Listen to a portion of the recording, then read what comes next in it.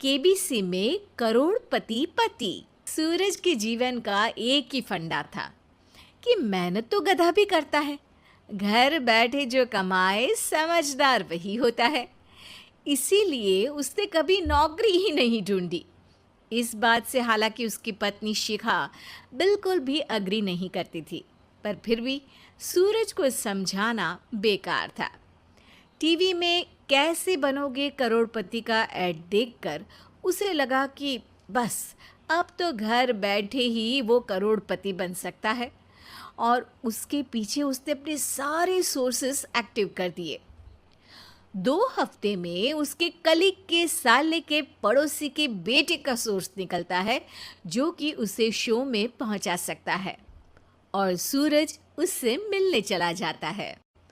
अच्छा, तो हमें मुकेश जी बता रहे थे कि आप हमें शो में पहुंचा सकते हैं।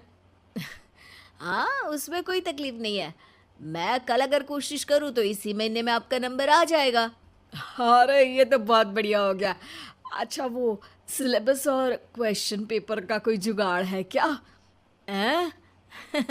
उसका तो कोई जुगाड़ नहीं है। तो वो वाकई में कुछ भी पूछ सकते हैं? हाँ, वो तो बच्चन जी पर है, जो पढ़ते हैं वो पूछ लेते हैं। पहली कोशिश फेल होने पर अब सूरज के सामने एक बहुत बड़ा सवाल था कि आखिर जवाब कहाँ से लाए। तब शिखा ने एक सजेशन दिया, क्यों ना सूरज अपने चचेरे भाई सुमित से मदद मांगे, जो कि यूपीएससी की तैयारी कर रहा था। हालांकि इतनी मेहनत करना सूरज को समझ में नहीं आता था, पर कोई और रास्ता ना मिलने पर वो आखिर सुमित से बात करता है। अरे सुमित, हमारा कैसे बनोगे करोड़पति के लिए सिलेक्शन होने वाला है। तुम हमें थोड़े चिट बनाने में मदद करोगे क्या? अरे भैया, चिट बनाए तो सालों हो गए, उसमें हमारा एक्सपर्टीज नहीं है। बल्कि आप बोलो तो हम आपकी पढ़ने में ज़रूर मदद कर सकते हैं। हट, कैसी अनाप शराब बातें कर रहा है तू। सूरज ने सुमित को मना तो कर दिया था, पर तैयारी करने के सिवाय कोई चारा उसे दिख भी नहीं रहा था। खासकर जब 12 के पेपर लीक करने के एक्सपर्ट शुक्ला जो भी हाथ जोड़ लेते हैं। आखिर सूरज को सुमित के पास जाना ही पड़ा, और उसने सुमित और शिखा से वादा किया कि वो बहुत मेहनत करेगा। 1 महीने की तैयारी के बाद फाइनल हुआ कि शो से 1 हफ्ते पहले एक ट्रायल खेला जाएगा, जहां पर सारे रिश्तेदार ऑडियंस की जगह पर होंगे और शिखा सवाल पूछेगी। दूर दराज से भी रिश्तेदार आकर हाजिर हो गए देखने कि आखिर कैसे बनेगा सुमित करोड़पति। सब कुछ सेट था, और इतने में सूरज आकर अपना स्पीच देता है।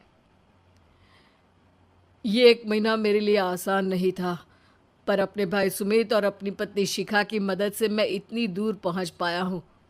मेरे मम्मी पापा के आशीर्वाद ने भी बहुत साथ दिया है मेरा। मैं उम्मीद करता हूँ कि आज के शो में आप लोगों को बहुत मज़ा आएगा। साक्षी पहला सवाल पूछती है, और पूरे कमरे में सन्नाटा छा जाता है। इंडिया में कितने स्टेट्स हैं? 3, सॉलिड, लिक्विड और गैस। अरे रुकिए, तो ऑप्शंस तो देने दीजिए। इतने में 5वीं कक्षा का चिंटू बोल उठता है, अरे क्या मामा, आप तो पहले सवाल पर ही आउट हो गए। अरे बेटा, पहला सवाल तो ट्रायल होता है ना। अरे तुम अब देखना। देखने जैसी बात तो थी ही। सूरज को इतना शांत किसी ने नहीं देखा था। कभी कभी तो लगता था मानो सूरज आंख खोलकर ही सो गया हो। मामा जल्दी करो प्लीज, कल सुबह पनवेल भी तो निकलना है। अरे हट, कंसंट्रेट करने दे मुझे। 3 सवाल में 3 लाइफलाइन खत्म हो चुकी थी, और अब चौथे सवाल पर भी सूरज का मौन नहीं टूटा। पर सूरज अभी भी हार मानने को तैयार नहीं था। उधर हर कोई सूरज को छोड़ सुमित को देख रहे थे। आखिर सुमित ने ही तो पढ़ाया था सूरज को। गजब बेइज्जती है यार। अरे बेटा, तो बाप का, दादा का, भाई का, सबका नाम बुड़वाएगा। अरे 3-3 लाइफ लाइन ले ली तो भी तेरा कुछ नहीं होना है। अरे कोई इतनी बात करता है क्या शो पर? अरे बेटा, शो पर तेरे जैसे भी तो नहीं आते ना। सूरज की ये जंग आखिर 1 घंटे बाद 5वें सवाल पर खत्म हो गई, जब उसने इंडिया के नेशनल बर्ड का नाम कहा, कौवा। अरे बेटा, मजा तो बहुत आया, बस थोड़ा टाइम पर खत्म होता तो आनंद भी आ जाता। ताने बारिश के बूंदों की तरह बरस रहे थे और सूरज को भी समझ आ रहा था कि ये करोड़पति बनना शायद उसके बस के बाहर की बात है। पर वो आखिर ये बात मान कैसे लेता? वो सख्त लौंडा जो ठहरा, उसने सोचा कि बेइज्जती तो हो ही चुकी है, पर अगर मैं हार नहीं मानूं तो शायद कुछ हो सकता है। शिखा, तुम देखना, असली शो में आग लगा दूंगा, आग। करोड़पति बनूंगा मैं। हाँ, सब्जियां खत्म हो गई है घर पे, ले आओ।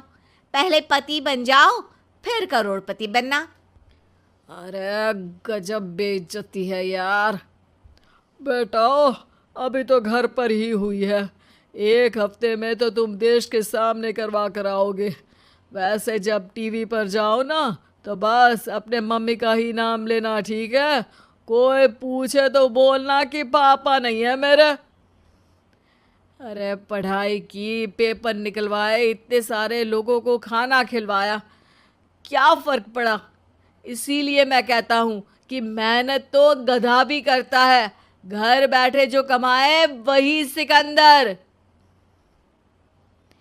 लेकिन मामा, गधे भी जानते हैं कि हमारा राष्ट्रीय पक्षी मोर है।